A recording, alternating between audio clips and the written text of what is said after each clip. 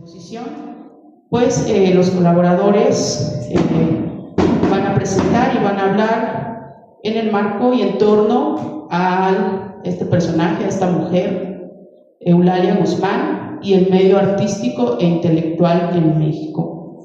Bueno, el día de hoy les damos la más cordial bienvenida y bueno, decirles que al final del conversatorio, de la participación de los maestros, de los doctores, si hay algún comentario, alguna duda, vamos a tener un tiempo para hacer una pequeña intervención. Y bueno, vamos a comenzar el día de hoy con la doctora Inda Sainz. Bienvenida a Cholula y bueno, muchísimas gracias también por acompañarnos el día de hoy. Nos acompaña también Aldo Sánchez, que bueno, ya ustedes nos ahondarán un poquito más sobre su intervención. También nos acompaña Ana Luisa Salas, bienvenida también a Cholula. Julio Glockner, pues nuevamente pues gracias también por ser parte de esta iniciativa, y por supuesto pues el doctor Jorge Veraza, que también nos acompaña el día de hoy. Y bueno, es un honor escucharlos y tenerlos aquí. Sin más preámbulo, pues bienvenidos y comenzamos con la doctora Inda Sainz.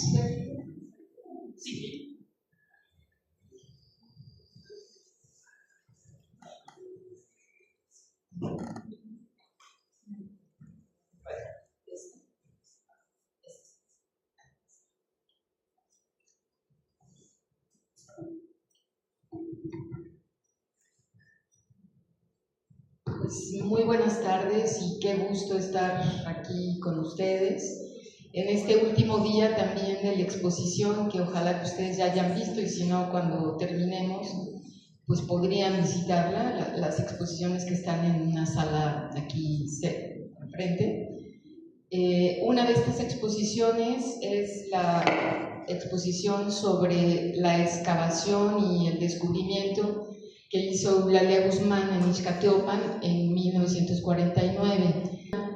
Y bueno, pues es un trabajo de selección de imágenes, de documentos, de objetos, que ojalá que puedan verla. Un poco para introducir, mi exposición va a ser breve y yo les voy a hablar más desde la experiencia personal, desde mi acercamiento a Eulalia de manera personal, porque mis papás fueron amigos de Eulalia Guzmán.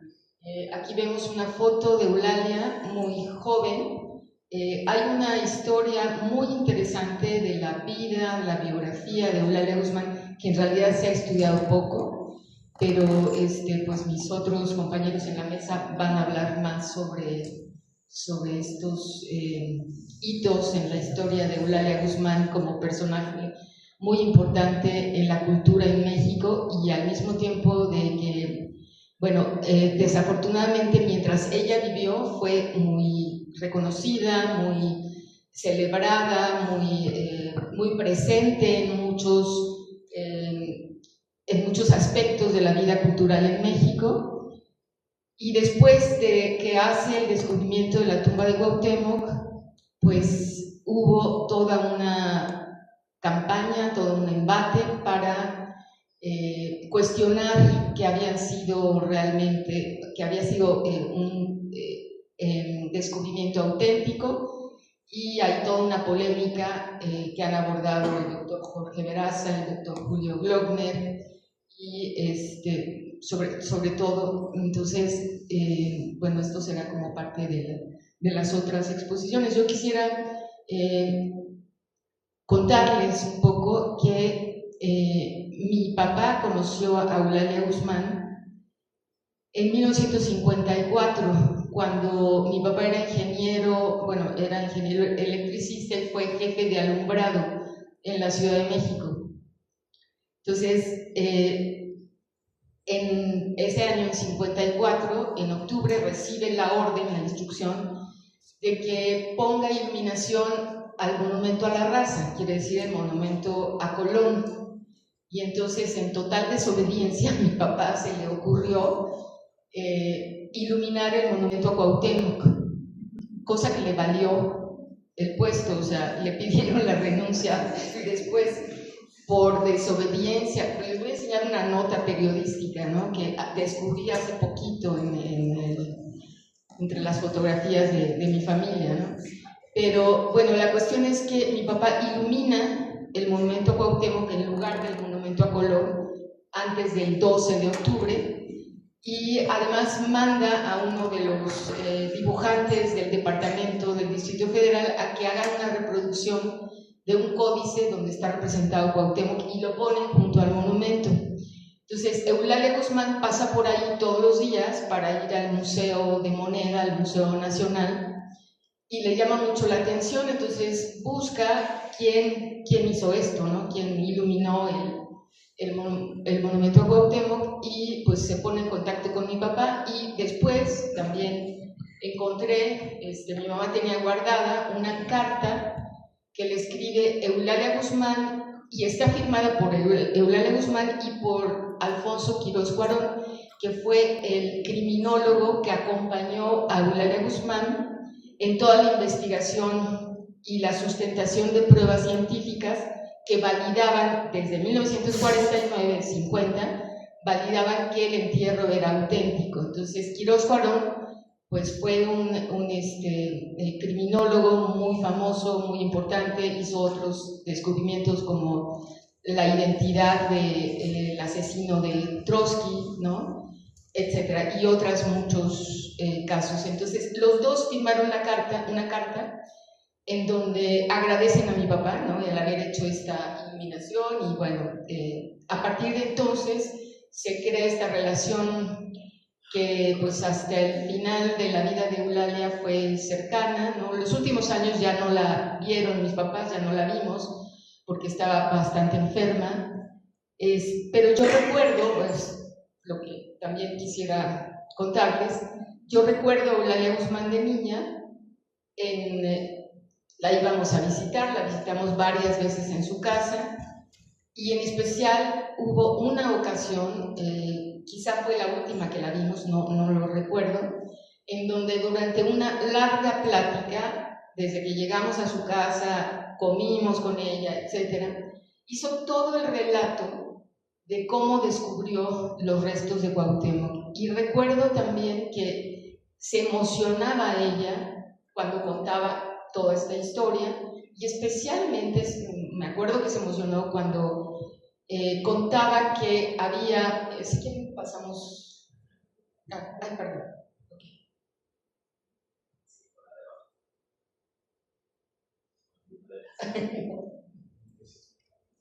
Sí, es un bueno, sí, pasa. Por ejemplo, aquí está Eulalia Guzmán con los ancianos de Ixcateopan, y conversa con ellos. Ella hace toda una investigación antes de hacer la excavación, no llega al pueblo de Ixcateopan y excava inmediatamente, sino que durante 7 meses ella investiga en archivos, hace entrevistas con los ancianos del pueblo. Y una de las cosas que yo recuerdo que se emocionó cuando nos contó, ¿no?, a nuestra familia, fue esto, ¿no?, esta consulta que hizo con los ancianos del pueblo, y el momento en el que ellos estaban muy reticentes a que se hiciera la excavación, pero ella los convence y les dice, bueno, es que ya es una cuestión pública, ya se sabe, ya está en los periódicos, el presidente ya sabe de toda esta historia de que se ha encontrado, o sea, se dicen tanto los archivos que tenía o los manuscritos que tenía la familia Juárez como el testimonio de los ancianos, dicen que aquí está abajo del altar principal de la iglesia de Santa María de la Asunción, están los restos de Cuauhtémoc.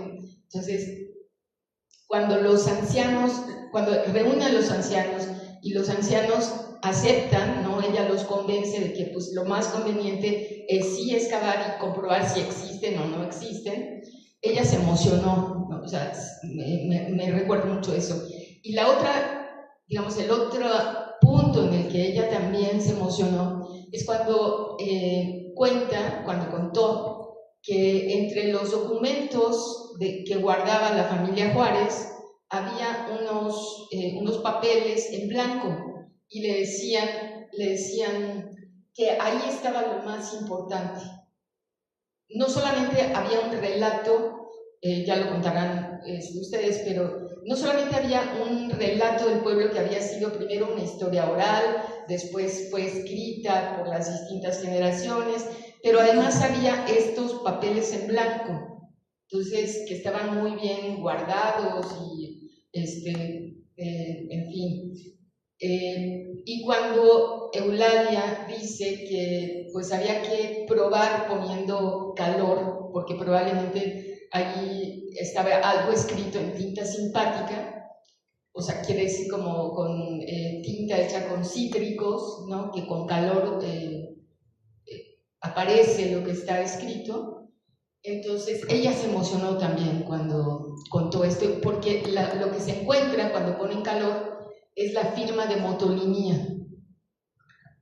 Y pues esto tiene mucho interés, pues porque se sabe después cuando se hace el desentierro de la osamenta, etcétera, que hay una placa de cobre, a ver si podemos pasar.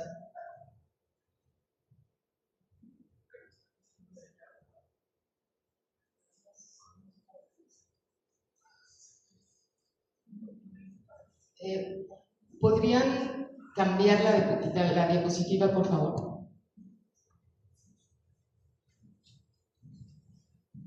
Bueno, es una fotografía donde está Eulalia Guzmán haciendo el anuncio en el pueblo de que se encontró ahí está presentando, ahí está la imagen de una placa de cobre nativo y tiene las fechas 1525-1529. Dice Rey E.S. de señor Coatemo. Y esta placa Eulalia la mandó pues a pruebas, a distintas pruebas químicas y físicas dentro de este equipo que dirigió Quirós Cuarón, y bueno, se comprueba con análisis químicos y físicos, etcétera, que tiene la placa una antigüedad de mayor aquí a 400 años, ¿no? Es una foto preciosa, ¿no? Vean los rostros de los ancianos. Si quieren, pasamos al siguiente. Es el que tenía resguardados los documentos de la tradición de Xcateopan.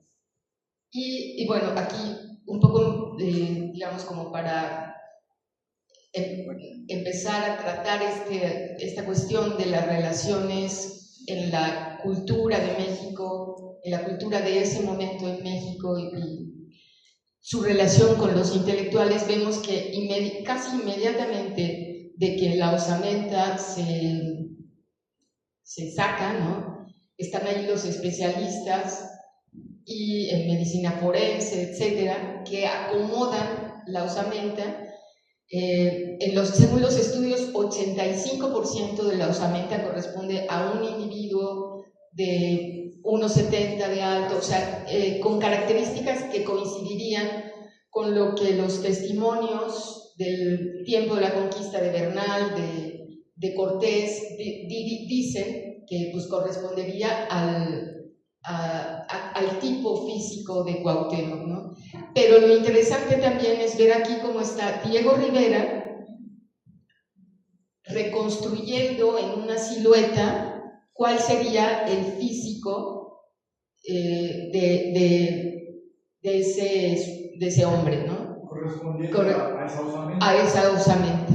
Entonces ahí está junto Eulalia Guzmán, está la que era esposa de Diego Rivera en ese momento, ahorita no me acuerdo su nombre, pero está el señor Rodríguez Juárez, a ver si pasamos la que sigue. Y esta es muy interesante también porque es la osamenta también reconstruida en dibujos por Diego Rivera, y me encontré también una fotografía de una fiesta en casa de Rina Lazo y Arturo García Bustos, que fueron discípulos de Diego Rivera. Ellos hacían durante mucho tiempo, cada aniversario del nacimiento de Diego Rivera, el 8 de diciembre, una fiesta muy grande donde invitaban pues, a muchas personalidades.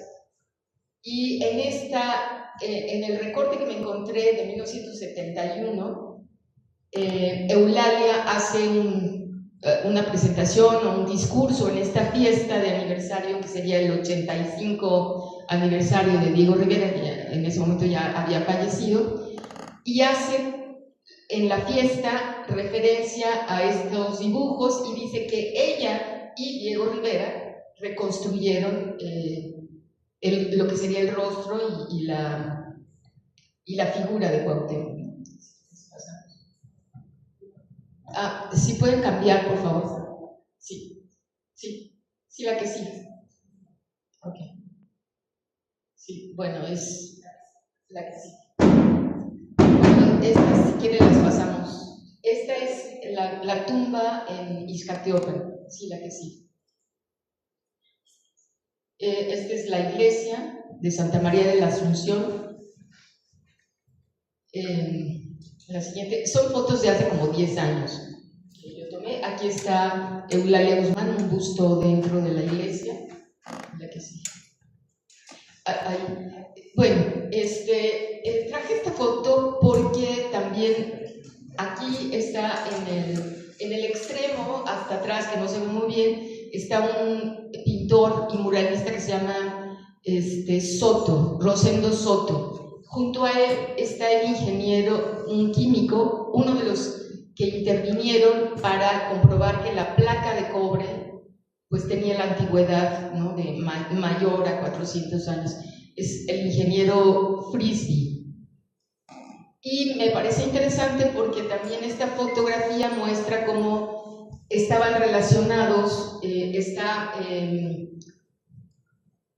¿cómo se llama? La que fue esposa de Diego Rivera, la rusa, ¿te acuerdas? Angelina Belov, ¿no? Angelina Belov y un grupo de personas, muy probablemente era este grupo de artistas e intelectuales que se unieron a las campañas de alfabetización y de promoción de la salud y hacían títeres, hacían guiones y títeres para llevar a los pueblos y a las comunidades marginales o indígenas.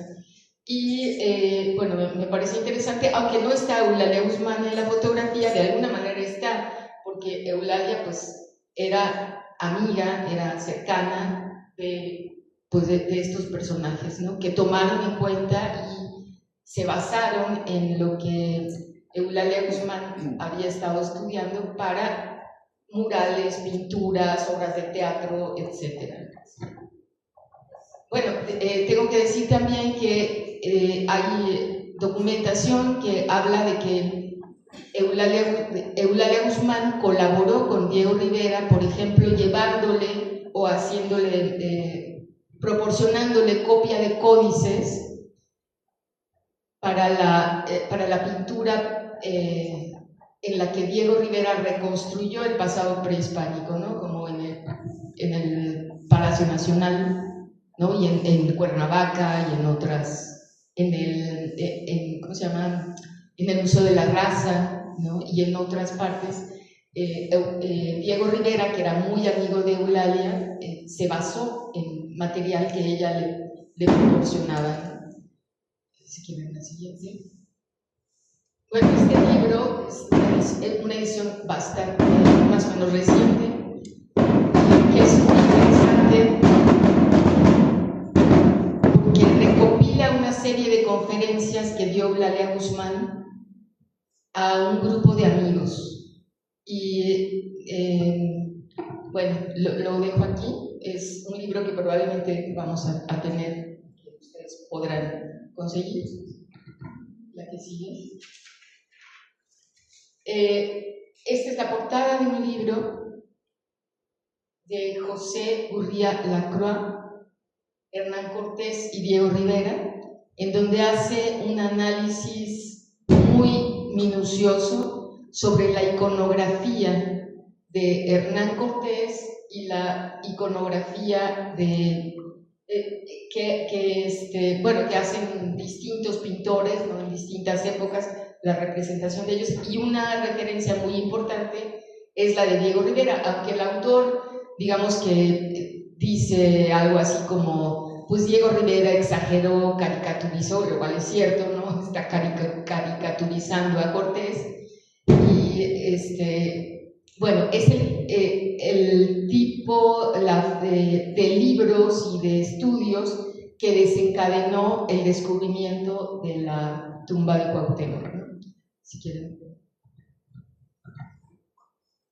Otra fotografía que me gusta mucho y que muestra que Eulalia Guzmán estaba conectada con los artistas más importantes e intelectuales de su tiempo, pues es esta, en donde están muy probablemente en la casa de Aurora Reyes, que es la pintora que está a la izquierda, está Eulalia Guzmán, y está Concha Michel, que fue una mujer muy importante de izquierda. Las dos, en realidad las tres, eran mujeres muy comprometidas socialmente de izquierda.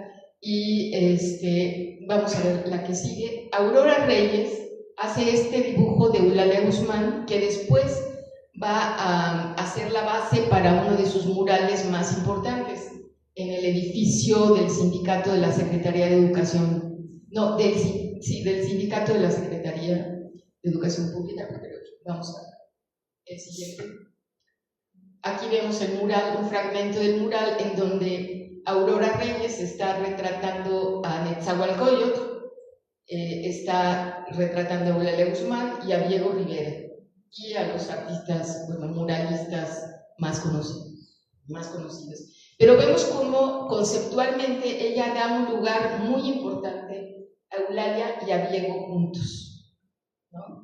Es una manera de declarar, ¿no? de afirmar como la cultura en México es algo también muy diferente a la cultura europea, a otro tipo de expresiones en mural o en arte culto, digamos. La que sí. Y finalmente quisiera también mencionar este libro, que es uno de los libros reeditados muy recientemente, que es Eulalia Guzmán, en este libro, Lo que vi y oí en la Alemania nazi. Para nosotros en la actualidad creo que tiene muchísimo interés, yo lo acabo de leer, es fantástico, y bueno, pues es una de las cosas que han sido muy positivas de esto último que se ha estado haciendo para recuperar la memoria de Eulalia Guzmán y de la importancia de sus descubrimientos. Si quieren.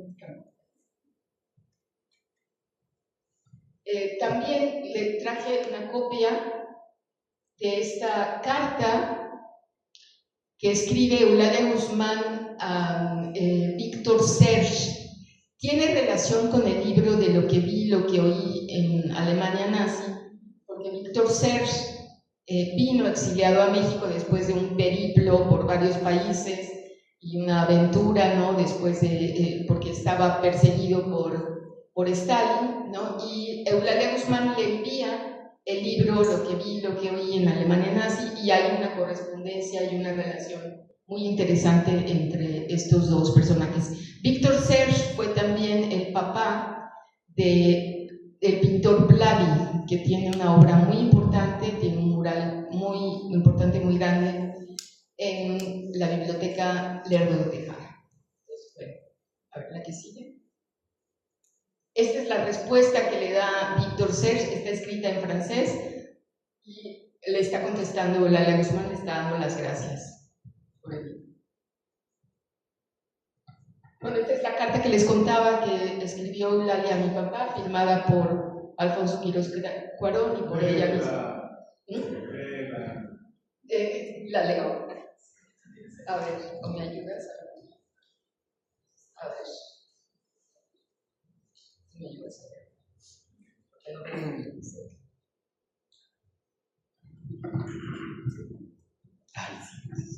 México, Distrito Federal, a 15 de octubre de 1954. Señor ingeniero Salvador Sáenz Nieves, jefe del alumbrado del Departamento Central. Señor de toda nuestra estimación, recibimos de manos de la señora María Ricó una fotografía de la pintura que estaba recargada en uno de los costados de la estatua de Cuauhtémoc en el Paseo de la Reforma, la cual simbólicamente representa a nuestro gran héroe en la actitud y con las insignias de rey. Fue una feliz idea exhibir ahí esta figura, bien escogida, pues no todos los códices le tienen tan correctamente trazada como... y ahí se corta. Bueno, al agradecerle a usted el obsequio, aprovechamos la oportunidad de expresarle nuestras felicitaciones por la forma tan adecuada como quedó la iluminación, pues no obstante que la estatua quedó toda visible, se destacan bien los perfiles con las líneas bien marcadas por los contrastes de luz y sombra. Ya hemos pasado varias veces en la noche por allí y luce muy bien la elegancia y gallardía del héroe. Ojalá que esa iluminación quedara así permanentemente, pues además de que constituye un bello adorno para el paseo, Cuauhtémoc merece, por lo que significa para los mexicanos, una admiración y una recordación constante. Iluminación tan bien lograda es adecuada al símbolo, el héroe luminoso. Refiriéndonos a su carta del 30 de septiembre, le rogamos hacer extensivas nuestras felicitaciones por el resultado total de los CC, oficial mayor licenciado Arturo García Torres y pintor señor Villalón, con nuestra estimación distinguida, doctor Alfonso Quiroz Cuarón y profesora Eulalia Guzmán. Gracias. Sí. Bueno, si quieren pasamos la sesión. La nota. Me encontré, les digo, esta nota, una nota chiquitita, donde se dice, en el periódico dice, renuncia, aceptaron la renuncia del jefe de alumbrado, la renuncia que el lunes pasado presentó el jefe de la oficina de alumbrado del Distrito Federal, ingeniero Salvador Sáenz Nieves, le fue aceptada ayer. Este funcionario, según se supo en la citada dependencia, desobedeció en varias ocasiones las instrucciones que le dieron las autoridades superiores y ello provocó su renuncia. Entonces, bueno.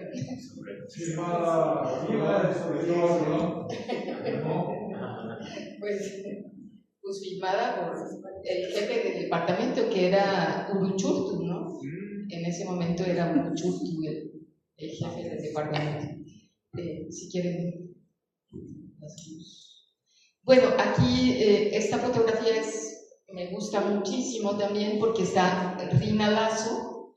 Rina Lazo, como les decía, fue discípula de Diego Rivera y hizo la reproducción de los murales de Bonampak para el Museo de Antropología. Es una reproducción extraordinaria y pues ahí está Eulalia Guzmán saludándola, visitando el mural y le dice en alguna de los registros que hay que le parece muy fiel, que le parece extraordinario, la felicita, etc. Si quieren, pasamos la que sigue. Esta es una de las celebraciones, la que les comentaba de 1971, en donde está Eulalia Guzmán sentada, están en la casa de Rina Lazo y Arturo García Bustos, y están exhibidos los dibujos de Cuauhtémoc. Si quieren la que sigue, se ve mejor. Está Pellicer ahí, ¿no? Bueno, aquí está aumentada la imagen.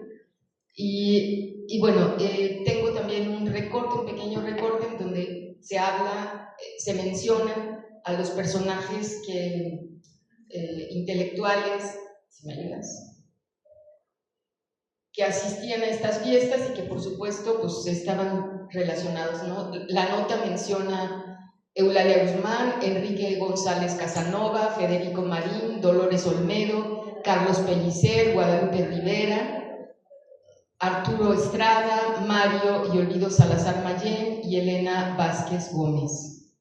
Y bueno, embajadores, hay saludos en ese momento Echeverría, ¿no? O sea, que manda felicitaciones y saludos, etc. Bueno, a ver, la que sigue, creo que todavía hay una más. Bueno, esta es la nota del periódico y creo que es la última.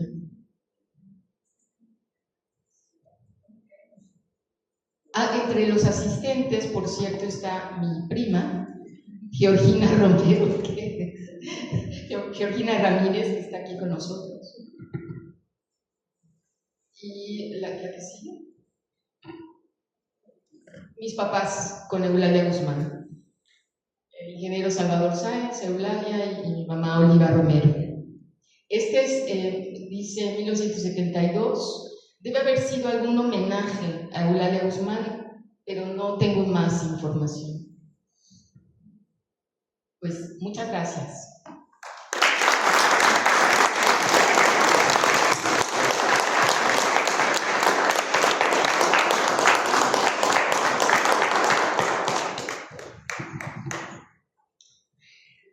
Sí, muchas gracias. Sí, podemos cambiar la presentación, ya la están cambiando.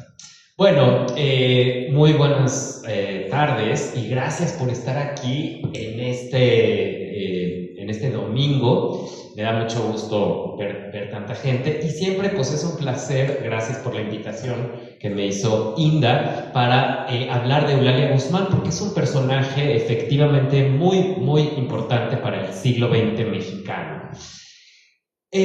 Yo voy a hablar acerca de una de las facetas que me parece fascinante de Eulalia Guzmán, que es la Eulalia Guzmán alfabetizadora, la Eulalia Guzmán pedagoga, educadora, pero este episodio de su vida la podríamos titular como Las aventuras de Eulalia Guzmán en Los Ángeles o El encuentro de Eulalia Guzmán y el imperialismo yanqui.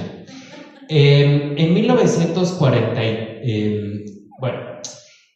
quiero explicar cómo llegó Eulalia Guzmán a esta fotografía tan fascinante, ¿no? Este es el Seminario Panamericano de Educación Visual, celebrado en Burbank, que es donde establece Walt Disney sus estudios.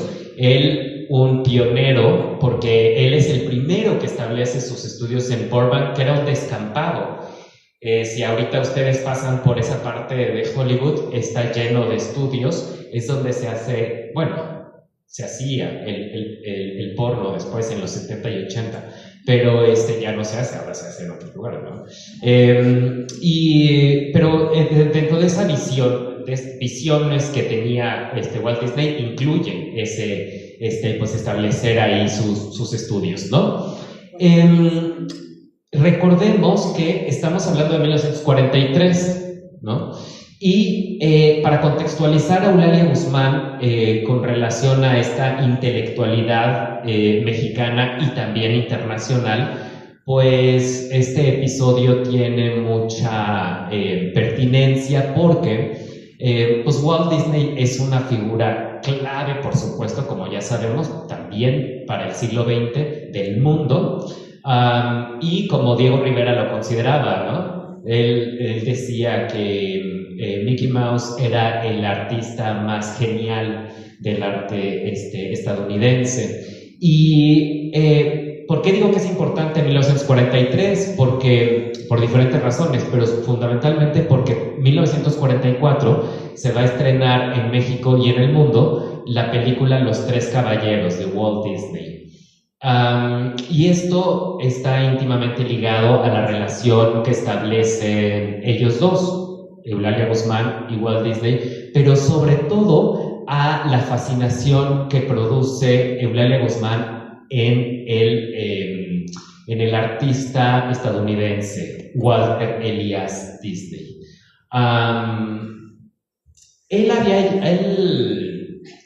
Tenemos que decir que en 1940 Roosevelt, el presidente de Estados Unidos, había creado la OCAI, que es la Oficina para Asuntos la Oficina del Coordinador para Asuntos Interamericanos, ¿no? OCAI o OCAIA.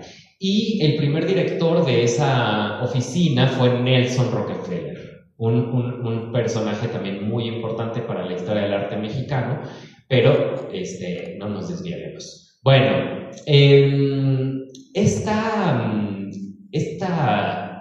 oficina que había creado Roosevelt, y con Nelson Rockefeller a la cabeza, pues hizo posible que el propio Rockefeller enviara como agente, bueno, con varias funciones a Walt Disney a México en 1942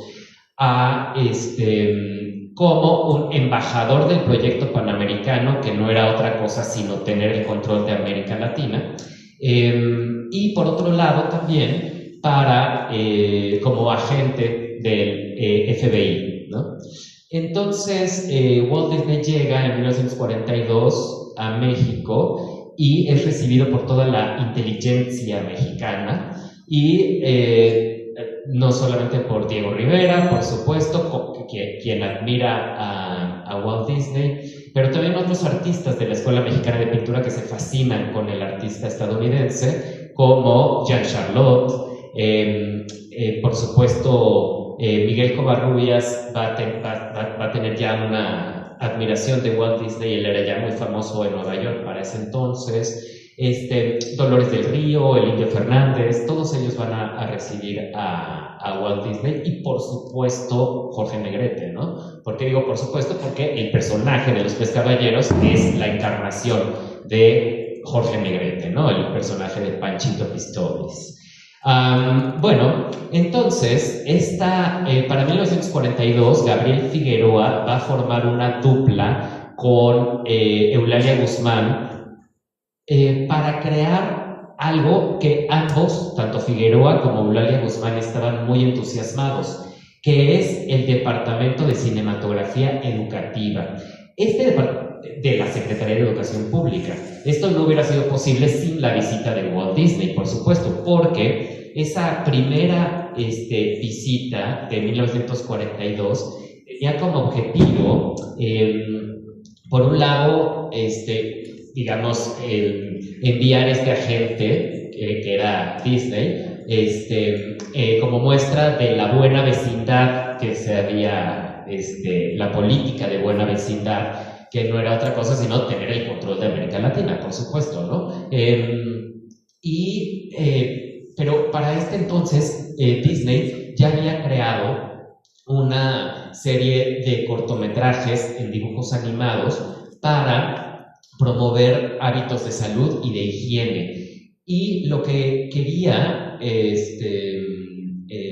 Disney era proponer en América Latina un sistema de alfabetización a través de los dibujos animados, lo cual a Gabriel Figueroa y a Eulalia Guzmán les parece la mejor idea.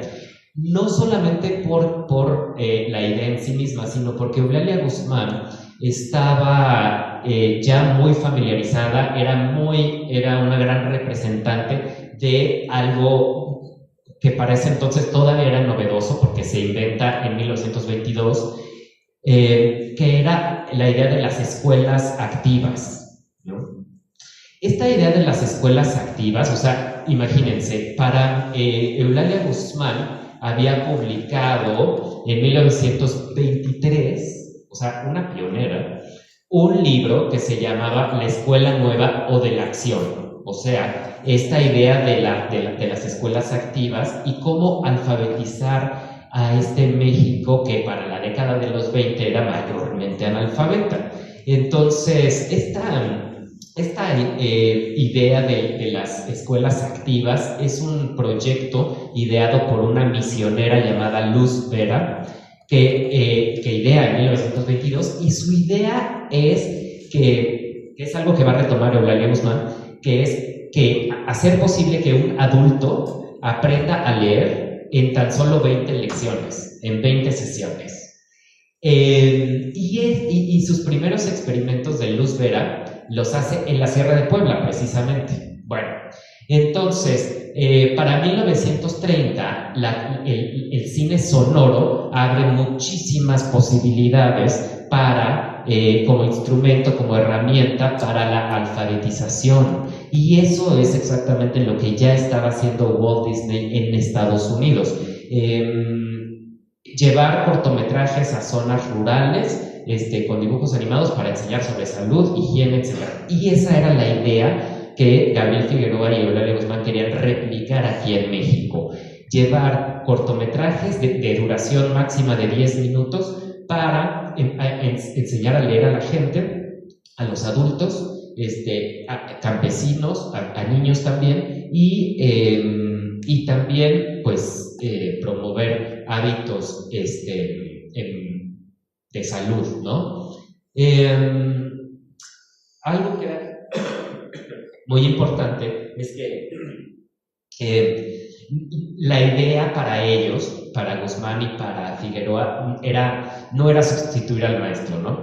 Tenemos que decir también que ya para este entonces Eulalia Guzmán era una gran figura en México. Ella estaba a cargo del departamento ella estaba en el Museo Nacional de México, en el departamento de arqueología, y Gabriel Figueroa ya era toda una estrella, era considerado el cuarto muralista, porque esas fotografías que nos presenta de México en sus películas eran pues más internacionales que los propios murales de los tres muralistas, ¿no? Entonces era el cuarto muralista que llevaba esas estampas de Dolores del Río en Xochimilco, o de Pedro Armendáriz en Xochimilco, que las llevaba estaban todos los festivales del mundo, las películas fotografiadas por Figueroa. Entonces Disney se fascina con estos dos personajes, los invita a Burbank, a este primer seminario panamericano,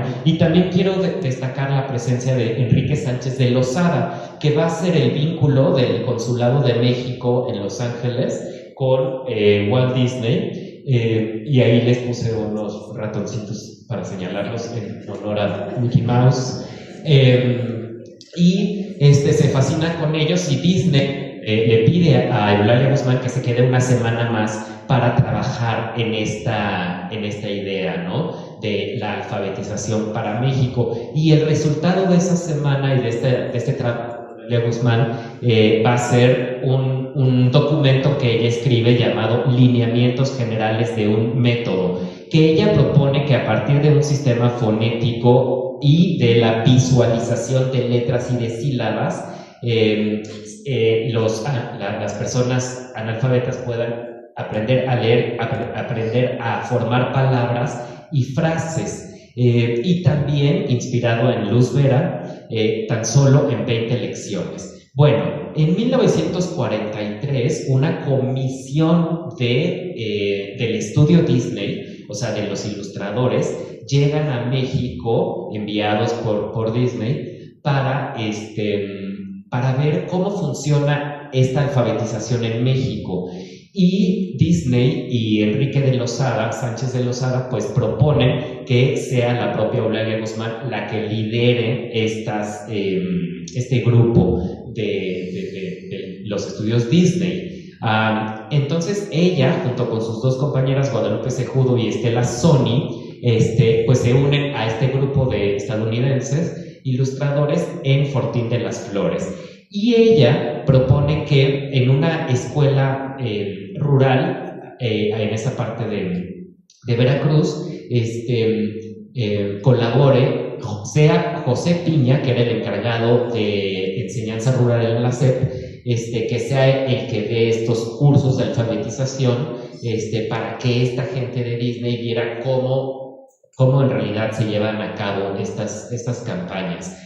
Y esto fue fascinante porque no solamente quedan gratamente sorprendidos por este sistema tan exitoso, sino que además el propio Walt Disney y el propio Enrique Sánchez de Lozada se sientan en esas banquitas en esta escuela rural para dar cuenta de cómo se lleva a cabo estas técnicas, esta metodología, y quedan muy impresionados, y a partir de ahí es que designa a Eulalia Guzmán para que cree esta metodología para Estados Unidos, ¿no? O sea, para que desde la OCAI, la Oficina de Asuntos Interamericanos de Washington, se desarrollara un proyecto de alfabetización para México, ¿no? El proyecto de Gabriel Figueroa nunca se llevó a cabo, de crear nunca se lleva a cabo, pero Sí, ahorita. Bueno, aquí también quería, en este sentido de contextualizar el tiempo de Eulalia Guzmán, ¿no? Está pues Sergei Eisenstein. O sea, para 1930, Eisenstein llega a México para filmar su película Que Viva México, ¿no? Pero hay que decir que Eisenstein es otro de los grandes artistas que se fascinan con Walt Disney, incluso escribe un libro al respecto. Todos ellos escriben textos acerca de Disney, Jean Charlotte, Diego Rivera, y bueno, aquí está esta foto que a mí me gusta mucho, ¿no? En ese libro de Walt Disney, Eisenstein pues describe de una manera un enamoramiento con Walt Disney, lo considera como un genio, y él dice que Mickey Mouse es el alter ego de Walt Disney porque es tan simpático y tan elegante como él. Bueno, Eulalia Guzmán crea este método, ¿no? para Walt Disney. Y Walt Disney pues lo lleva a la Oficina de Asuntos Interamericanos, y en la Oficina de Asuntos Interamericanos se decide que esta campaña de alfabetización se superite o se sume a la que ellos ya estaban llevando a cabo, que se llamaba Health for the Americas, Salud para las Américas. Y este programa de Eulalia Guzmán se va a llamar Reading for the Americas, ¿no? Leyendo para las Américas. Y se proponía alfabetizar a 75 millones de personas en toda América Latina. Bueno,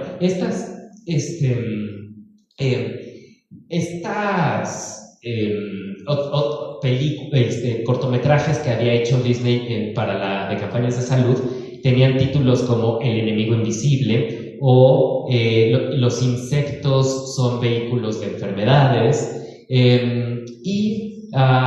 cuando finalmente esto se lleva a cabo, digamos, esta campaña de alfabetización a partir de dibujos animados por parte de Washington a través de Walt Disney, y se empieza a llevar a cabo en México, entonces es que la propia Eulalia Guzmán se inconforma y ella va a decir, la cito: a partir de entonces comenzó una lucha diaria, pues una vez la lección en manos del dibujante, sin nuestro conocimiento, empezaron a alterarla, introduciendo expresiones nuevas, cambiando el orden y proponiendo retoques de historieta. Y aquí es lo que viene, que es muy interesante, porque Eulalia, tras, digamos, el estreno de todos estos cortometrajes en las zonas rurales de México, ella va a enviar una carta pública a Disney increpándolo, ¿no? Preguntándole, por ejemplo, dice: era consciente de que los estadounidenses a cargo del proyecto de enseñanza de la lectura trabajaban sin conocer los profundos problemas de los campesinos y las técnicas de alfabetización para el idioma castellano. Y ella inicia esta campaña de desprestigio y logra que incluir antes de cada uno de los cortometrajes una advertencia, vamos a decir, ¿no? Que decía: esto es lo que el tío Sam está haciendo para su beneficio y ayuda.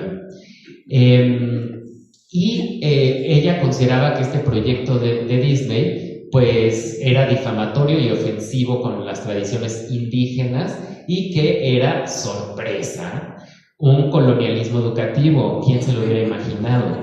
Y además con un afán propagandístico. ¿Cómo? Mira, bueno, las películas que se lograron hacer por parte de Disney eran fundamentalmente 4, tituladas Ramón está enfermo, Las historias de José, José come bien, la historia de Ramón. Y estas películas pues retrataban a un José. Bueno, cuando se estrenan, digamos, a pesar de esta discrepancia entre Guzmán y Disney, pues cuando se estrenan todo el mundo se da cuenta de que era el método de Eulalia Guzmán, pero finalmente, ¿no? pero combinado con el método de Mildred Wise, que era consultora de educación de adultos para la UCAIA, para la Oficina de Asuntos Interamericanos de Washington. Y José y Ramón, que eran estos dos personajes, ¿no?, de dibujos animados, pues José era representado como fuerte, alerta, exitoso. ¿De qué nacionalidad era? Estadounidense. Y Ramón era perdedor, débil y tenía un complejo de inferioridad y era sorpresa latinoamericana, ¿no? Bueno, este Reading for the Americas se estrena primero en Guadalajara y luego en el Palacio de Bellas Artes, ni más ni menos, pero pues no tiene gran éxito por la campaña de desprestigio que había emprendido Eulalia Guzmán y pues se tacha de propagandístico y no rinde muchos frutos. Nada más para terminar, decir en qué se traduce después, bueno, 3 décadas después, este tipo de metodología, ¿no?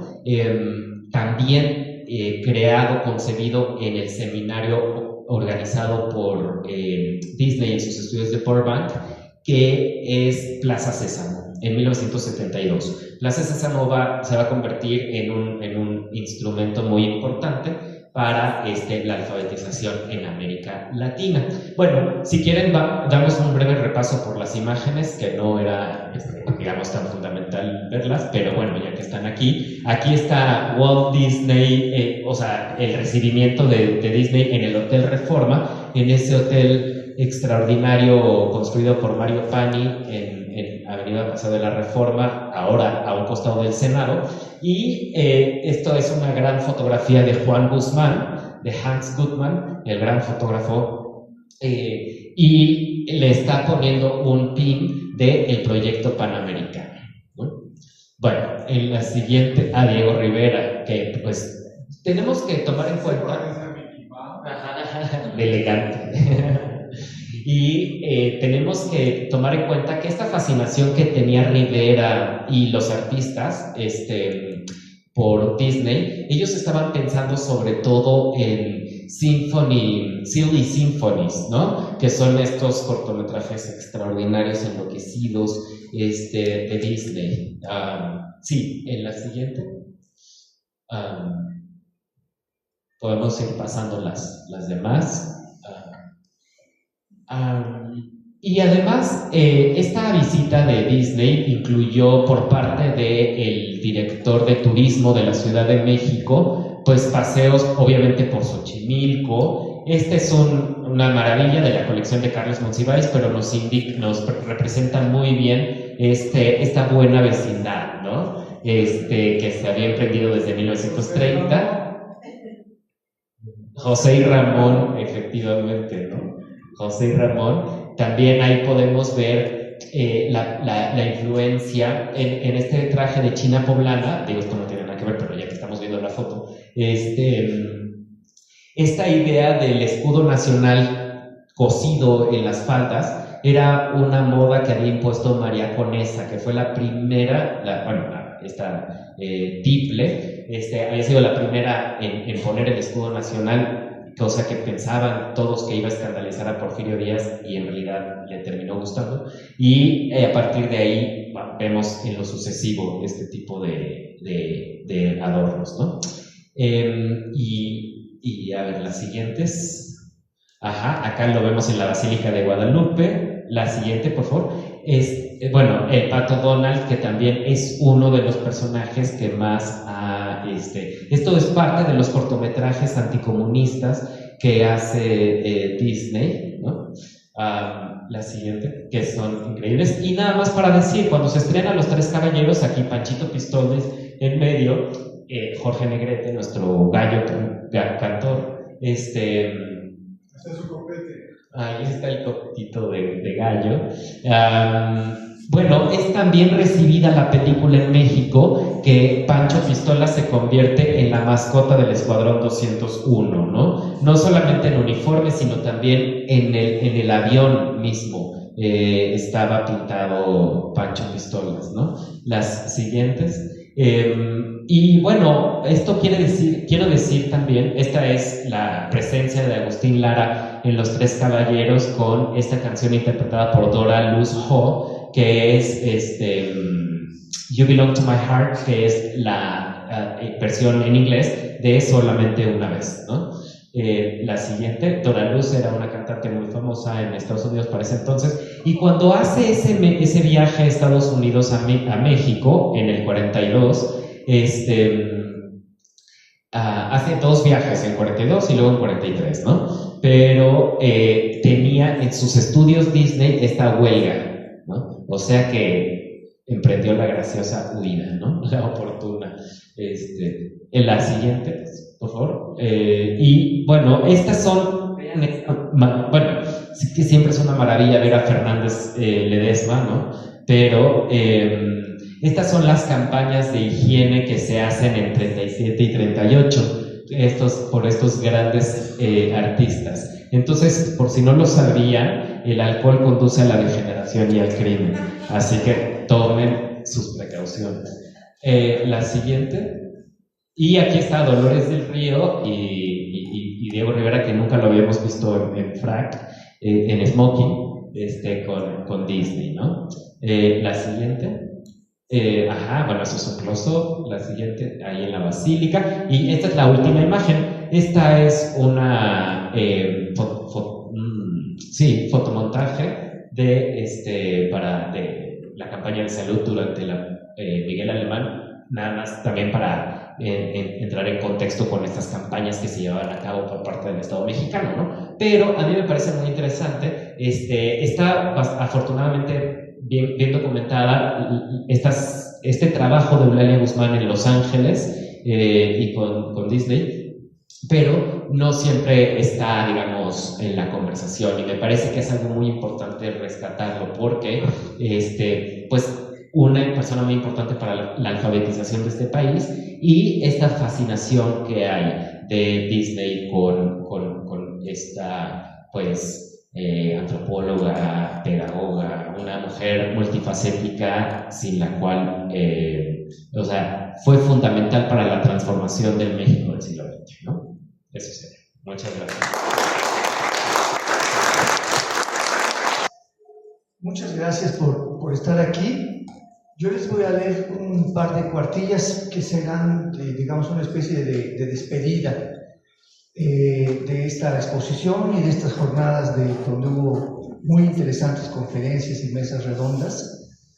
Y sin dejar de agradecerle a la directora del Museo Regional de Cholula y al director de Museos Puebla su hospitalidad, habernos facilitado este espacio. La serie de conferencias y mesas redondas con las que hoy concluimos tienen como propósito, me parece, y espero confío que así lo compartan los compañeros con los que participé, tiene como propósito un posicionamiento teórico y político frente a las versiones oficiales que han venido negando desde mediados del siglo pasado hasta la fecha la veracidad de las investigaciones de la maestra Eulalia Guzmán y del grupo de historiadores y científicos de diversas especialidades que avalaron con sus conocimientos, críticas y reflexiones la autenticidad de los restos de Cuauhtémoc, el último tlatoani mexica que fueron hallados en Ixcateopan, en la montaña de Guerrero. En lo que se refiere al posicionamiento teórico, este se sustenta fundamentalmente en los argumentos expuestos por Eulalia Guzmán y su equipo, argumentos que han sido descalificados con una narrativa poco consistente, que a su vez ha sido criticada puntualmente por la maestra Guzmán, sin que sus réplicas hayan sido tomadas en cuenta o solo hayan servido para tacharla de comunista, feminista y desequilibrada mental. A ese grado llegaron. Es decir, después de 77 años no se ha producido una verdadera discusión, tanto metodológica como con pruebas bien sustentadas. Un primer paso en este sentido es el libro de Jorge Veraza, Cuauhtémoc negado, análisis de la negación de los restos de Cuauhtémoc, Epistemología y Método, publicado por la Universidad Autónoma de Puebla en su colección Homo Ludens. Pero también se trata de un posicionamiento político, en el sentido de que únicamente se han escuchado y divulgado durante décadas los argumentos negacionistas que arrojan una sombra no solo sobre el hallazgo de Iztaccíhuatl, sino también y principalmente, me parece, al parejo, tienen la misma importancia, sino también entre el fulminante análisis crítico que realizó la maestra Eulalia Guzmán de las cartas de relación de Hernán Cortés, escritas a su conveniencia, retorciendo una y otra vez los hechos y mintiendo sistemáticamente a su rey Carlos V. Esta crítica a las cartas de relación ha sido silenciada durante décadas, favoreciendo la versión hispanista de la historia de la conquista. Desde la perspectiva política que inevitablemente se deriva de una u otra posición teórica, aunque no debería sustituirlas, repito, aunque no debería sustituirlas, es importante resaltar el carácter que tienen los restos de Cuauhtémoc como símbolo de la resistencia indígena y de la lucha de los pueblos indígenas por sus legítimos derechos colectivos. Muchas gracias.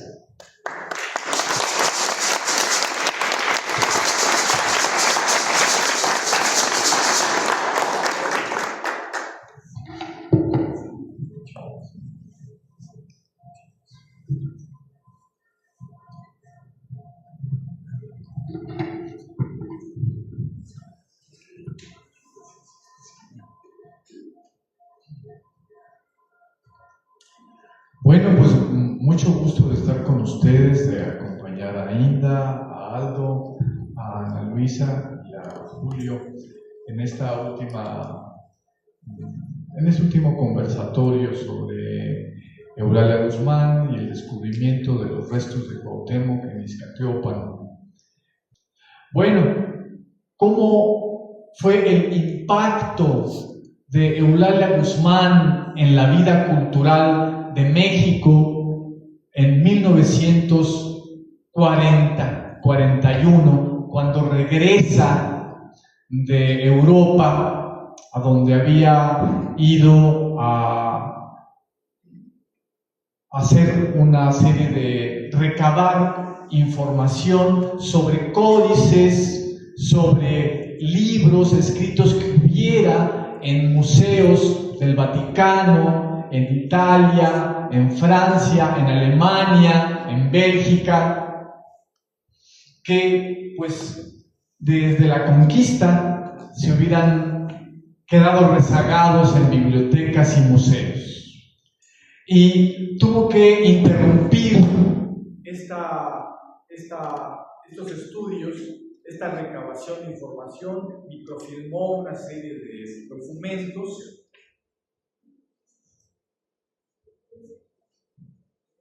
Se oye bien sin micrófono.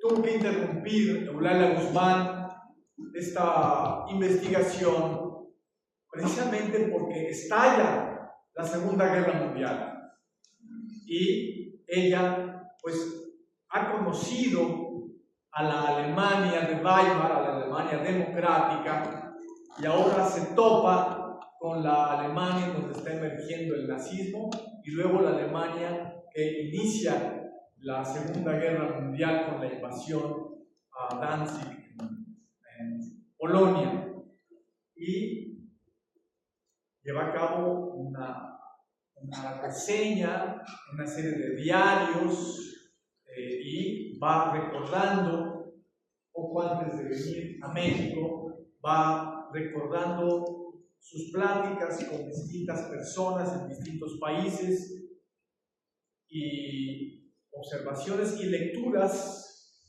de las entrevistas que le venían haciendo a Hitler antes de que tomara el poder, voto democrático, no por golpe de Estado. Es muy importante entender cómo llegó Hitler al poder mediante el voto democrático en Alemania. Bueno, entonces yo les había platicado de este libro, lo que vi y oí en la Alemania nazi de Eulalia Guzmán, publicado en 1941, que Inda, al final de su intervención, nos hizo referencia. Y bueno, este libro es decisivo para entender el impacto que tuvo Eulalia Guzmán entre la intelectualidad mexicana. Era una...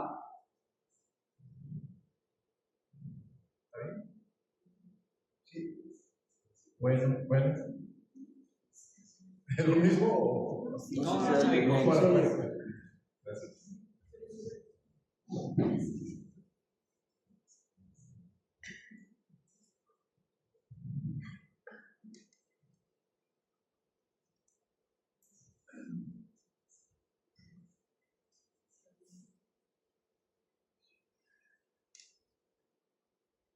Sí, es muy importante este libro para entender el impacto que tuvo Eulalia Guzmán entre la intelectualidad, en la cultura en México, porque pues, se trataba de un posicionamiento decisivo en contra del nazismo, en contra del fascismo italiano, en contra del totalitarismo, en contra de la alianza entre Stalin y Hitler, a partir de la cual Hitler ya se siente seguro como para desencadenar la primera invasión, y ahí inicia la Segunda Guerra Mundial. Entonces, el libro va denunciando puntualmente todos los movimientos y las ideas de Hitler y de Mussolini que contextualizan, que dirigen, que encaminan estas acciones bélicas. La denuncia es puntual y cada uno de los intelectuales mexicanos, de los artistas mexicanos, van entendiendo de primera mano de qué se trata con Hitler, de qué se trata con el nazismo, qué relación tiene esta embestida imperialista con la embestida que sufrieron los mexicanos hace 450 años por parte de Hernán Cortés. Las mentiras que dice Hernán Cortés son mentiras que ha utilizado Mussolini, pero verdades que denuncia con cinismo Hitler en sus entrevistas. Hay estos contrastes y Eulalia Guzmán va haciendo el puntaje de cómo hay este avance de Hitler o de Mussolini o de los ejércitos y cómo esto va teniendo ciertas relaciones con la invasión de Anáhuac llevada a cabo por Hernán Cortés y sus huestes y aliados. Bueno, yo les había platicado hace unas semanas acerca de este libro que acaba de ser publicado, que lo pueden ustedes bajar gratuitamente de internet, que el INER ha publicado y que, bueno, ahora voy a continuar presentándoles la semblanza a la primera parte del libro, la dedicada, vamos a decir, a Alemania. La siguiente parte la dedica a Eulalia Guzmán, a Italia, al fascismo de Mussolini, y la última parte la dedica a los últimos 2 capítulos del libro, de 30 que tiene, los dedica a Inglaterra, en el momento en que se están preparando los ingleses para poder contraatacar a Hitler.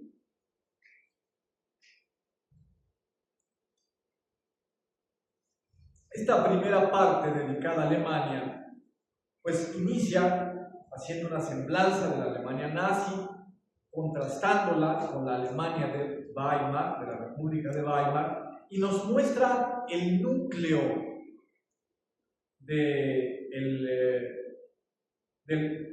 fascismo, de la Alemania nazi, el Führerprinzip, el principio del dirigente, que ese tiene la razón siempre. Pero el primer capítulo del libro se llama Perfidia.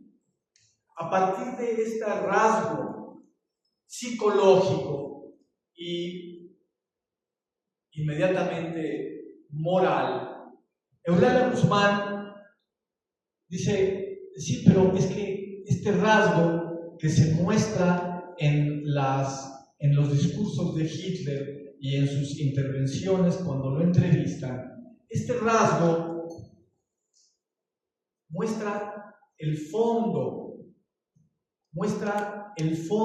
de su concepción acerca del mundo, de la vida, de las razas, y cómo tratar, cómo hacer política, qué tipo de economía fundar, qué tipo de mundo destruir y qué tipo de nuevo mundo generar. Así por eso el inicio del libro es un tema psicológico. A partir de esta dimensión psicológica, patente para todo el mundo, puede reconstruirse toda la empresa histórica del nazismo. También las dimensiones materiales, las dimensiones prácticas, las dimensiones tecnológicas. Es una visión de la historia muy interesante. Y tenemos entonces en estos primeros 3 capítulos el núcleo del Führerprinzip, el núcleo de la cultura nazi, así se titula el tercer capítulo del libro. A partir de aquí comienza un subinciso a esta descripción de la Alemania nazi, en donde Eulalia Guzmán logra del capítulo 4 al capítulo 8 la especificación de la totalidad orgánica del nazismo. Este concepto de totalidad orgánica es un concepto kantiano y el trazo, el tipo de historia que lleva a cabo Eulalia Guzmán está presidida por el kantismo. Entonces, hace una investigación, vamos a decir, de condiciones de posibilidad como para que un evento como el que tenemos o nos dicen que sucedió en tal momento pudiera haber sucedido. Esta es la manera, el método kantiano para reconstruir la historia, y condición por condición se van enlazando hasta constituir una totalidad orgánica que nos da cuenta de cómo en un momento dado tiene lugar una empresa histórica, por ejemplo, como la del nazismo. En estos capítulos de la crueldad, un nuevo orden social, ario y no ario, el dogma racista y Heil Hitler, en estos 4 capítulos, Eulalia Guzmán logra, después de presentarnos el núcleo del Führerprinzip, nos presenta la totalidad orgánica, la especificidad de la totalidad orgánica del nazismo. Y a partir de aquí, del capítulo 9 al capítulo 17, nos muestra el despliegue de esta totalidad orgánica, sus medios totalitarios y dogmáticos, degradantes del resto de sociedades humanas. Bueno, para nosotros sería muy importante que en este momento se iniciara un trabajo historiográfico para mostrarnos el discurso de Donald Trump, la cultura norteamericana en la que Mickey Mouse es central como referencia de qué entiendo yo por un ser humano, y nos mostrara la economía del imperialismo, el financierismo, y captáramos la totalidad orgánica del imperio norteamericano, avasallando al mundo, hasta llegar a un momento en que empieza a dar manotazos, estando en el momento propiamente malthusiano, hobbesiano, de destrucción de todos. Si eso sirve para que no se hunda la hegemonía mundial de Estados Unidos, que ya va hundiéndose en desesperación. Bueno, es la actualidad del libro de Eulalia Guzmán, y también cómo fue leído. Así lo veremos nosotros en el 2026. Pero cómo fue leído este libro por la intelectualidad mexicana cuando recién les llegaban estas noticias sinceras. Era lo que decía Eulalia Guzmán cuando le regala su libro, ¿no?, a Víctor Cés. Dice, la única virtud de este libro es su sinceridad. Bueno, no es la única. Esa sinceridad está sustentada en una metodología histórica que estoy tratando de comunicarles cómo está perfectamente armado el argumento del libro, y al mismo tiempo es muy coloquial cómo va exponiendo ella los temas. Bueno, y tenemos ahora en los últimos capítulos, el 18 al 20 de esta primera parte dedicada a la Alemania nazi. Después de observar el núcleo del Führerprinzip, la especificación de la totalidad orgánica del nazismo, de la cultura nazi, y el despliegue de esta totalidad orgánica según sus medios totalitarios y degradantes, llegamos a un diagnóstico decisivo de Eulalia Guzmán en estos últimos capítulos, que es un proyecto, una empresa, una totalidad orgánica históricamente determinada, internamente contradictoria, y que muestra también ya sus contradicciones internacionales entre el avance, la saliva le escurre a la ambición de Hitler, pero similar es la jeta de Mussolini con la ambición imperialista de ocupar otros territorios. Entonces dice Eulalia Guzmán, estos se van a pelear entre sí, y ya está emergiendo en ese momento el franquismo en España, y ya está en la lontananza Hirohito, el imperialismo japonés, estos tres imperialismos que conforman el eje, sin embargo, tienen contradicciones internas determinadas por su propia ideología, y enfrentados además con las soberanías nacionales del resto de países. Bueno, este es, en términos generales, cómo está construida la primera parte de este libro, y vamos a hacer un acercamiento al capítulo 8, Heil Hitler, en donde redondea Eulalia Guzmán la especificación de la totalidad orgánica del nazismo.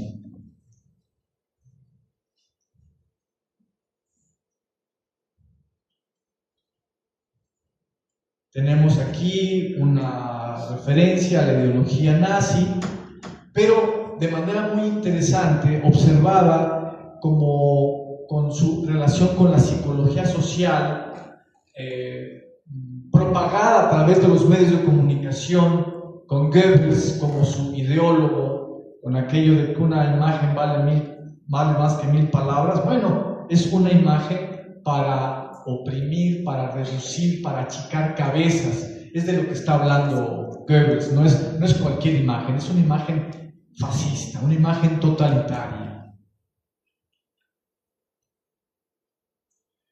Y en primer lugar, en este capítulo 8, que nos retrotrae a 1936, al inicio Heil Hitler, se nos muestra, dice, cuando en 1936, al volver a Berlín, comencé a recorrer la ciudad, etc., se percata Eulalia Guzmán de una serie de cambios que muestra el pueblo alemán y la urbe alemana, y especialmente el ego de Hernán Cortés parece reflejarse ahora en el ego de Hitler. El ego de Hitler en las entrevistas que le hace Rauschning y que son publicadas y que acompañan a cada uno de los capítulos de este libro, parecen reflejarse en el ego de Hitler, el ego de Hernán Cortés en sus relaciones, y que Eulalia Guzmán ha estado investigando encontró el original en los museos europeos. Bueno, y dice, otra vez, estando yo de visita en una institución de intercambio estudiantil, conversando con el jefe de la oficina, entró a la misma sala un amigo mío, que bien sabía yo que no era nazi.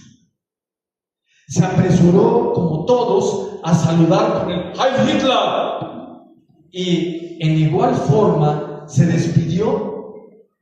A los pocos días lo volví a ver, y en la confianza de la amistad me dijo, un poco apenado: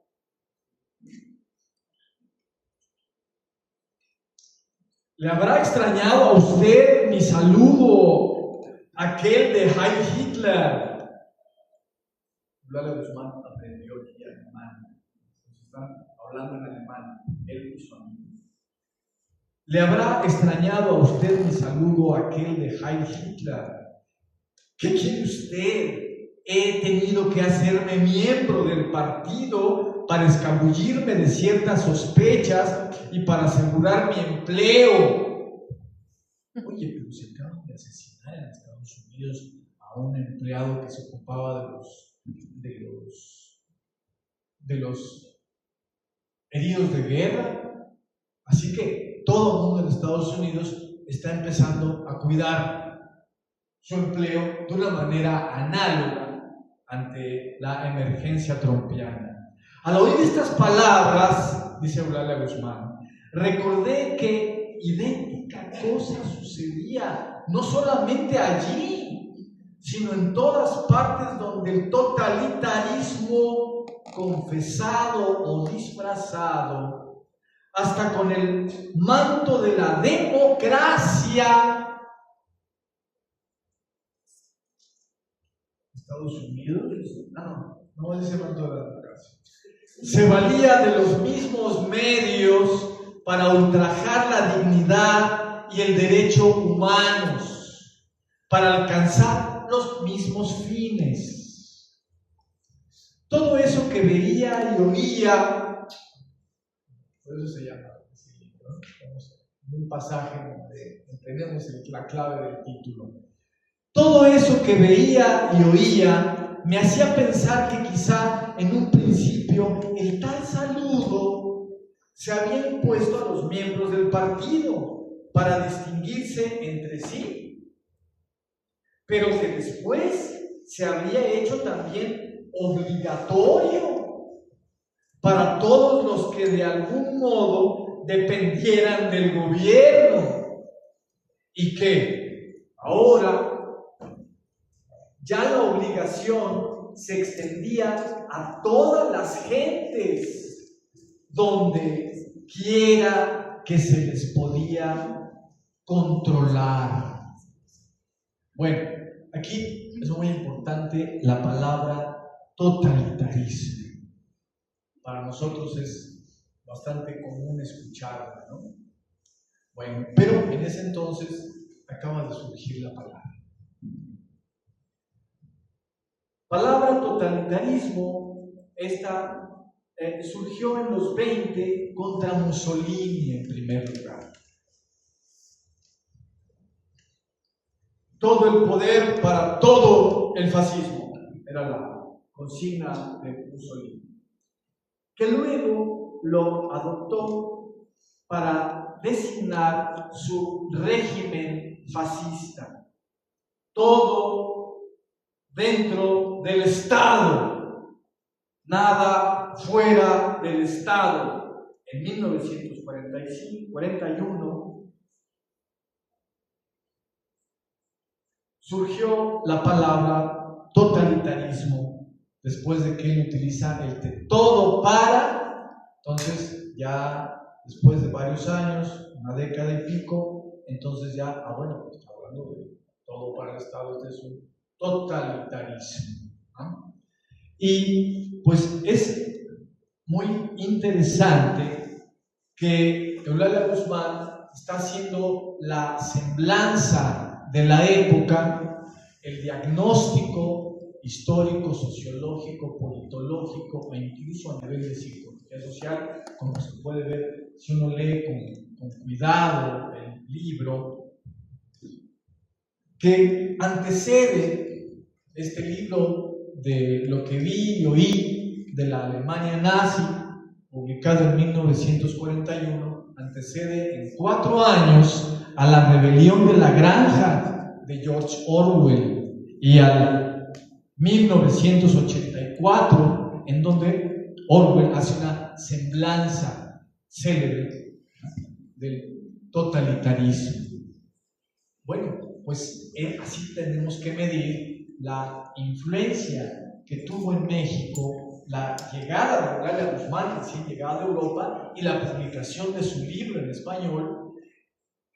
Pues en ese momento, no hacía unos cuantos meses que se había mostrado con toda claridad, poco antes de estallar la Segunda Guerra Mundial, se había mostrado con toda claridad que José Vasconcelos era filo nazi y intervenía en una radiodifusora propalando la propaganda nazi-fascista.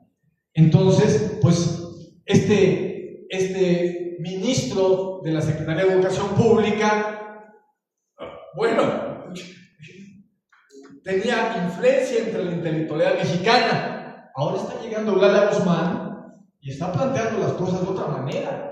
Está presentando al totalitarismo, está presentando a Hitler no solamente tal y como es, sino las relaciones históricas que tiene con todos los colonialismos, iniciando por Hernán Cortés, sensibilizando entonces a la opinión pública mexicana acerca de qué se trata con el nazismo, con el totalitarismo.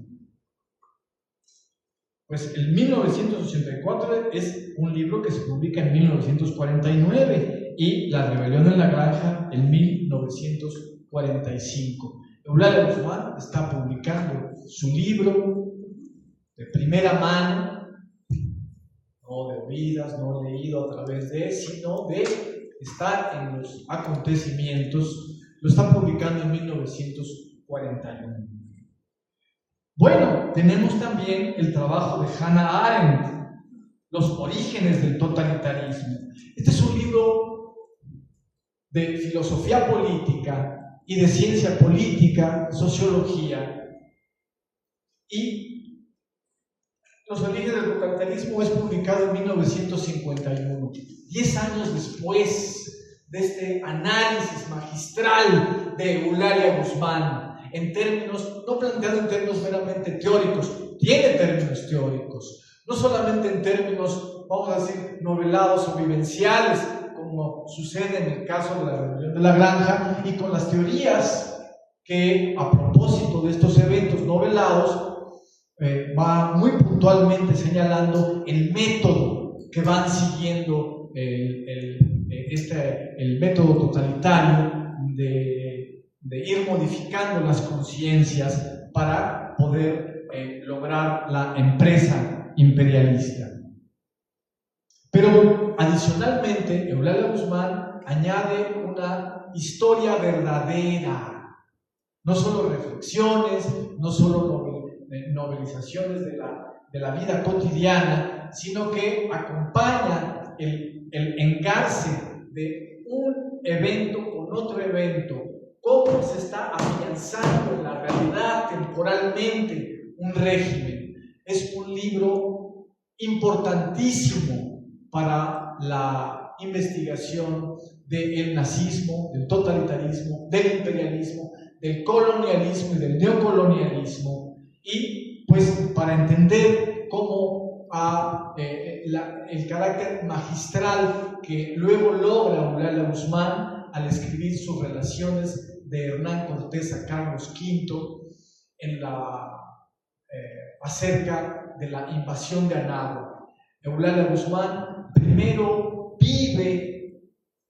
vivencia, experimenta, se azora de lo que está sucediendo en el mundo en ese momento y tiene una idea, un ponerse en el lugar de los pueblos de la Triple Alianza en 1519-1521, cómo van viendo que se levanta esta ola de destrucción, esta ola de alianzas a partir de intereses creados, de un cálculo político incorrecto de los aliados indígenas de Cortés, que creen que posiblemente les puede ir mejor si se alían con él que si defienden la soberanía de sus pueblos.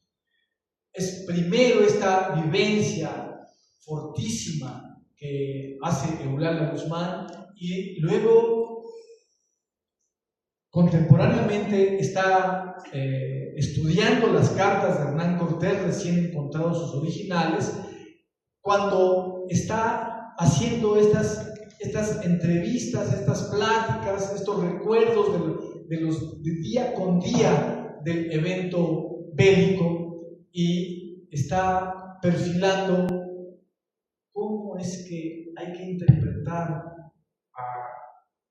Hitler por Cortés y a Cortés por Hitler, un mundo con otro, y cómo es tan importante que tengan esta imagen todos los mexicanos, los artistas, los intelectuales, el pueblo en general, tengan esta captación del evento. Bueno, pues les insisto en el carácter magistral de Eulalia Guzmán como historiadora. Las relaciones de Hernán Cortés a Carlos V acerca de la invasión de Anáhuac es un libro que que Eulalia Guzmán no tiene que construir, vamos a decir, no tiene que construir su libro para cómo expongo la historia de este evento. No tiene que hacer esta reflexión que todo historiador, después de tener captado todas las dimensiones de un evento, las dimensiones económicas, culturales, un héroe, los sufrimientos del pueblo, se va haciendo una imagen de cómo uno dice, por dónde comienzo, cómo voy redactando, cómo voy a presentar el problema, el mosaico de las situaciones, ¿verdad?, que componen la totalidad orgánica del evento histórico que voy a hacer. Ese no es el caso de este libro fundamental de Eulalia Guzmán, Relaciones de Hernán Cortés a Carlos V, etcétera, etcétera, porque tiene que basarse en las relaciones de Cortés. Y bueno, dice Cortés y hay que desdecirlo. Dice y miente, y hay que fundamentar que miente. Entonces, pues, la exposición está de antemano ceñida a esta secuencia. Dice Cortés, ahora esto no es cierto, y como se ve por esta otra fuente, como dice Fernando Lalvestri-Xochitl, como dice Fray Diego Durán, como los informantes de Sahagún nos dejaron en claro, y así seguimos, ¿verdad? Bernal del Castillo se opone a esta manera de presentar las cosas por parte de Hernán Cortés, etc. Con más de 20 fuentes a mano, va va contradiciendo Eulalia Guzmán paso a paso cada una de las mentiras que va diciendo Cortés y reponiendo la verdad histórica. Bueno, es otra cosa este libro de lo que vi y oí en la Alemania nazi. Aquí Eulalia Guzmán ha hecho la investigación primero en primera persona, ha ido testificando los eventos, ha leído la prensa, ha visto películas in situ, ha visto cómo van cambiando el tono de los documentales, de las noticias que se presentaban en los cines. Actualmente ya no se hace así, pero antiguamente, antes de la película, venían un noticiero, ¿ah? Y entonces, ¿cómo ha ido cambiando el tono de estos noticieros en la Alemania nazi? Y así seguido. Y luego va leyendo libros, entre ellos este muy fundamental que utiliza ella en sus páginas para mostrarnos las netas que le va diciendo, las verdades que le va diciendo Hitler a Rauschning mientras Rauschning lo entrevista. Y entonces, pues el Führer se suelta el pelo y va diciendo todo lo que quiere hacer, ¿no? Bueno, entonces, y va reuniendo el mosaico de los distintos países y las distintas historias de cada país. Entonces, este libro es un libro construido que Eulalia Guzmán diseña. Por eso traté de insistirles cómo está presentada la exposición. Primero el núcleo del Führerprinzip, cómo se reconoce este principio teórico, político, ideológico, racista. Sin embargo, cómo se reconoce es difícil de entenderlo, pero se reconoce muy fácilmente por la perfidia con la que se mueve. En este rasgo inmediato, esta experiencia inmediata que tienes del pérfido Hitler, bueno, esto nos da la clave de las ideas que luego va a presentar, de las acciones que va a ir haciendo. Esto nos introduce a esta nueva época histórica en la que somos criatura y al mismo tiempo actores. Luego, la totalidad orgánica, hay que especificar la totalidad orgánica que este núcleo del Führerprinzip ha logrado generar, y luego el despliegue de esta totalidad orgánica, sus medios totalitarios y degradantes para el resto de naciones, para la esencia de los seres humanos, y luego las contradicciones internas que nos preparan, nos predicen, nos animan a resistir y a luchar en contra de estos brutales esbirros